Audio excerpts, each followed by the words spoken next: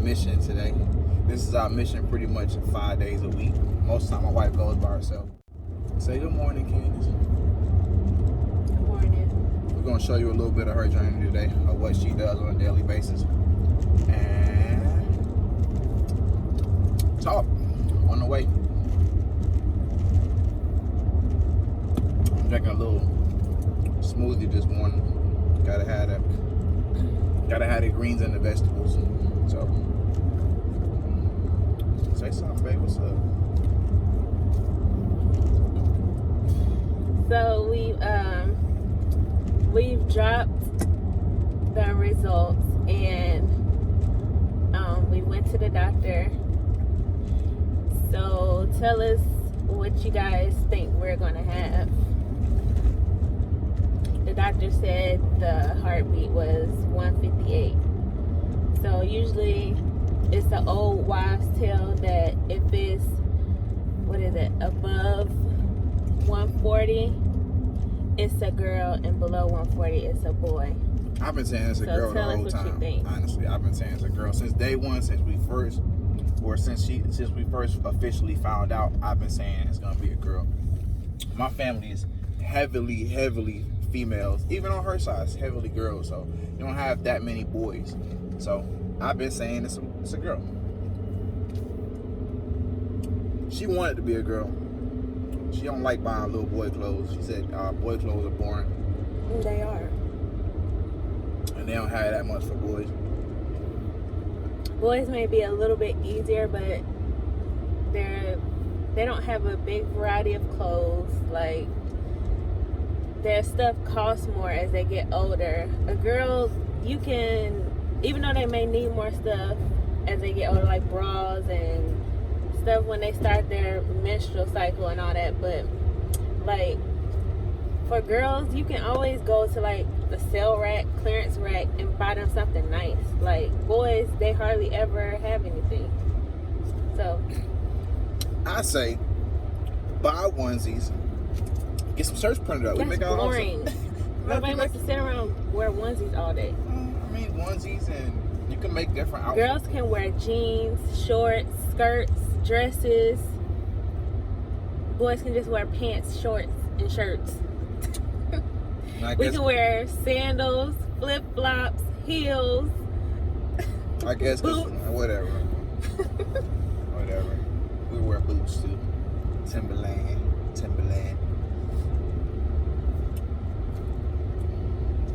And boys, you gotta pay that circumcision fee up front. $300 for a piece of skin.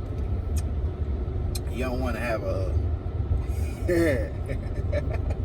Stop. Girls come ready-made. I guess. And then I guess it's cuter to put like the girl stuff, like the little pink hats, and they got the flowers and all type of stuff. You can do. Yeah, it's cool to do stuff for little girls, I guess. It just means I gotta buy more stuff. I mean, we have to buy more clothes. That's all. Because when she gets happy when she in stores buying baby stuff, just go overboard. I think it's too much. Whatever. You're lame. I don't think it's lame. I just think I don't know, man. I've never really been into shopping like that anyway. It's not really been my thing. I don't like being in stores for long periods of time. She'll go in stores and we'll walk around. She'll say, my feet hurt, but she still walk for another 45 minutes. I don't get it. I sit down most of the time we go to stores and then we'll spend like an hour and a half in the store. Well, if you help, we'll get out faster. She still don't get nothing. If I pick something, you still don't get it. Like, it never fails. I pick something like, okay, I like this, and then she'll look at it, and then like right before we leave out the store. This video ain't about me. Don't do that. Hey, right before we leave out the store, I don't want it no more. Never mind. I change my mind. We went in here for an hour, 45 minutes, and you don't want nothing? You're not going to get a shirt? I'm cheap, y'all. Jesus, how cheap? Jesus. Everybody thinks I'm bougie, but I'm really cheap. She cheap when she's spending her money. Yours too. Sometimes. Like, you'll pick up something that, okay, say when we bought the blender or whatever, and you saw it online for what, $100-some? And I'm like, it's $70-some over here. So I be trying to save money. I'm like, why waste money when you don't have to? I can say she very good with budgeting the money. She don't overspend. She will budget shop 100%. She was the coupon queen for a long time. She kind of stopped doing that. I fell off. I stopped buying newspapers. So I'm pretty sure I'll get back on it. But when I was couponing, I did stock up on diapers. I knew eventually I was going to have another child, so I'm ahead of the game. I think she planned it. So I have a big box of diapers already ready. Well, she been trying to plant the seed in my head the whole time by buying diapers and buying wipes and then kind of stocking them up down the hall in the closet. But during her coupon days now, I had so much. I had two year supply of deodorant. We had like a 1.5 year supply of toothpaste. We still have laundry detergent now, and that's been like what? It's been years. Like probably 3 years. Yeah, probably almost 3 I years. still have detergent. And we still have a stockpile of detergent. The quickest thing that went was the toilet tissue and paper towels. Yeah. But I had that stacked to the ceiling. That she bought razors, Shaving cream. We had some hand soap. Yeah, shampoo. We had some shampoo, conditioner, stuff like that. She stocked up on a lot of good stuff that we needed. I can't say that she didn't do that, but it was a lot. We had a lot of stuff, but she just kind of fell off of it, And we weren't spending that much money, the coupons. I didn't know the coupons. Like, I just didn't ever look into it that coupons were that serious. But she'd be like, "Yo, Harris Teeter is having what's it, triple doubles or super doubles? Not sponsored." Oh yeah, yeah. But they had like the little and boom. If you don't get in there first thing in the morning, that stuff is gone. Yo, them people be on it. They be waiting outside in lines. One lady had like 2 buggies worth of stuff, and I think they'll go in there like 6, 7 o'clock in the morning. Go ahead and get their stuff, and then just be waiting around Starbucks area or whatever until the sales or the super doubles take effect or whatever.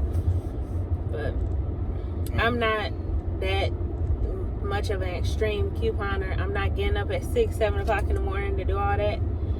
If they got it, they got it. If they don't, I just get a rain check.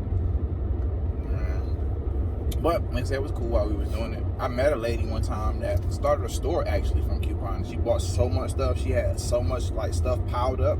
She opened up a little warehouse and she started selling her own stuff, at her own prices. It was pretty cool. I stopped at a couple times and bought a few things.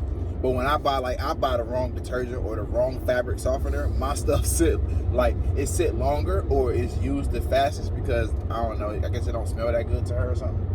I don't know. You just bought the wrong fabric softener. I didn't like it. All of it smells good to me. I like Downy. Is it Downy? Yeah, Downy April Fresh. And I like the little beads that come in a little container. And I like Gain and Tide and all that. So I'm currently on the way to school right now. I have my written test today. I'm nervous. I'm pretty sure I'm past most of it. But some of them things, not too sure about. I'm just putting the positivity in the air. I'm going to pass the whole thing. Always. She's super smart. She just downplay herself all the time. Tell me a little about your school journey and what you're doing. Why are you going to school and everything? I am in school at Paul Mitchell. I started in November 2019. And I like it. I like the girls that's in my class. They're very supportive, friendly. Like, they keep me going.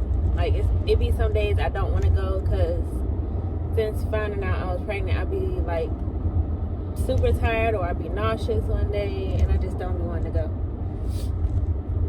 But they make it worth going. And even if it's not the girls in my class, like it's always somebody around the school that's motivating you. And we do little like downtime stuff, like we play little games like 2-3 times out the week. The whole school, they have like little incentives, what's the word? We're like, okay, well, like last week they did this thing where it was Thrilling Thursdays, and they did like a scavenger hunt type thing, and they laid out like pieces of paper. It got snowman on it, and on the back of it, it has either a mark off for your worksheet or like some candy or something like that.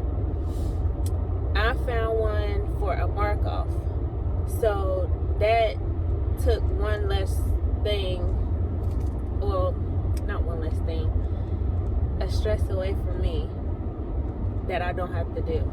Alright, so basically you get one worksheet in core, which I'm in right now, and we should be graduating from core to end of January or the beginning of February. I can't remember, but as long as you pass your test, you'll be going into the next thing. So you have one worksheet you have to complete in there, and then when you move on to the next class, you have another whole worksheet, and that's the worksheet I got the mark off for. Well, one of the things on the worksheet, not the whole worksheet. Yeah. I thought it was cool for her to go to school, like something I've been kind of trying to get her to do for a while, to just find her own niche, find her own thing, and doing hair is something that she's dope at, actually. You know, like I've seen, like she look up stuff and she'll look at hairstyle maybe twice, and then she'll get a client and then she'll try it on that client or whatever, and it actually comes out dope for her first time. And I'll be like, this is my first time doing this style, and they'll be like, really? I can't tell, or whatever. Yeah. I think she's good. She's very creative, you know. So I help try to, encourage her to, move forward in a talent that she has. You know, your gift will make room for you. So with her talents, she's been able to just, I don't know, the clients just came. You know, I think it just kind of blew up overnight. Oh, really, honestly. You know, she had quite a few people contact her. You know, she has not been able to take as many clients as she was before since she started school, but it's cool. She get to build her own thing. And I get to watch her flourish in it, like I know she can. But sometimes you gotta encourage. Yeah. You gotta encourage people. When they don't believe. I've been doing braiding is my thing, so I've been doing that since I was like 14. And even before then, like I always played in my doll's hair, cutting it, washing it, all that stuff. So really, I just decided to go ahead and go to school to get my license so I can be legit. Make it official.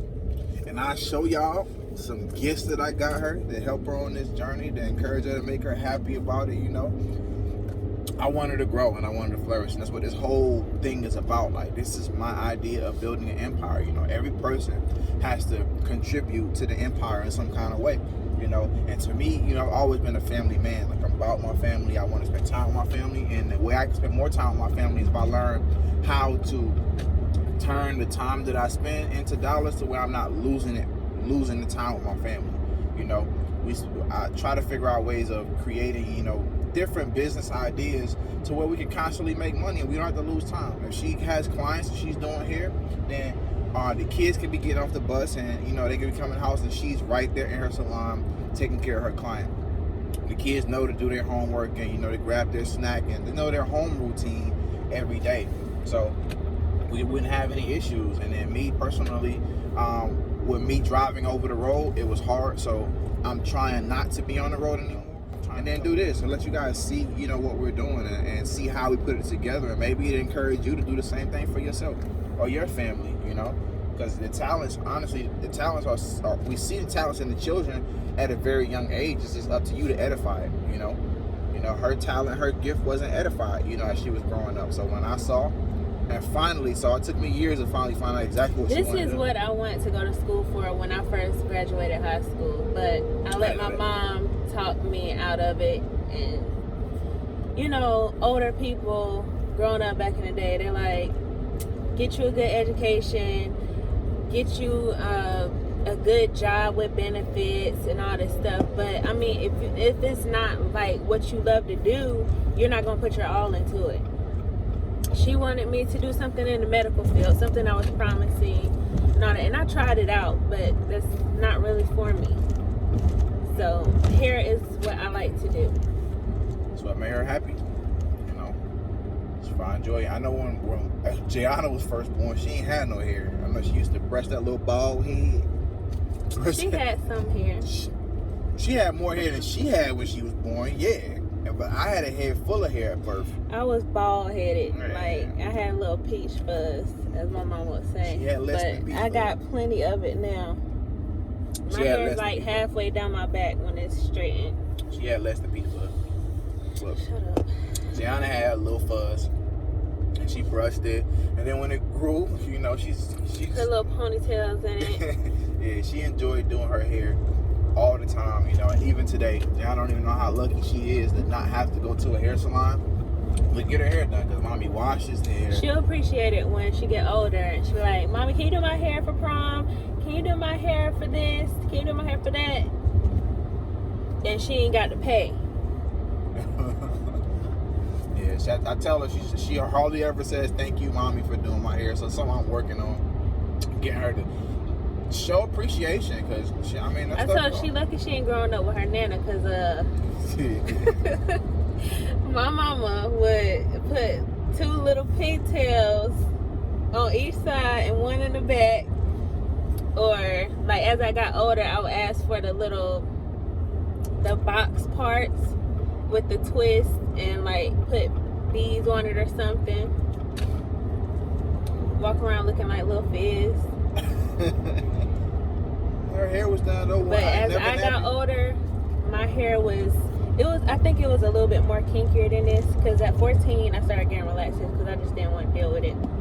But as I got older, like in middle school and all that stuff, I would just put my hair up in a ponytail just like this. And I wouldn't comb it, I wouldn't brush it, nothing. And I would cry every time it was time for me to wash my hair. It's a lot of hair. I've helped her wash it several times. It's a lot of hair. Hair is aggravating. It was aggravating having hair, honestly. Wash Your hair was thick. Like his hair was like a sponge. It would, like, you would rinse it and it will hold the freaking water. Like, it wouldn't be dripping from his hair, nothing. Coarse. I ain't never seen hair like that before. Coarse and thick. That's alright though.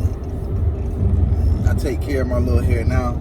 Little wave. We used to wave back in school all the time. That's one thing I grew my hair the first time because my dad used to cut my hair. So I never went to a barber shop. My dad used to always that was my barber. So after he passed away, my mom became my barber because he taught her how to cut, at least to keep our hairs cut.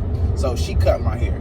And then when I would ask for haircuts, because I was so serious about waving in school, when I asked her to cut my hair, she wouldn't cut it or whatever. She keep pushing it off. So it started to get real bushy, and I just started combing, and then she was like, "Come on, I'm gonna cut your hair." I was like, "No, I don't want a haircut no more." So I grew my hair from there. So that was all through. And that's a story time. Yeah. When you cut your hair, because remember how my family reacted to you having braids. I was a thug hoodlum. I was a hoodlum. Boy, done got you pregnant. And look, ain't got no job. I did not have a job. One key thing to you young men, when you with these women and you're young, have some type of transportation, have a decent job, at least making some money to where you can buy diapers and a place to live. Y'all had none of that when we got married. Like, I was a bum. You was working when we first met. But you was trying to work and go to school. Yeah. And then your job basically told you gotta pick one or the other. Yeah, working full time and then going to school full time was tough for me or whatever. So when we first started dating, I did have a job. But when we got pregnant and all that stuff, I did not have a job.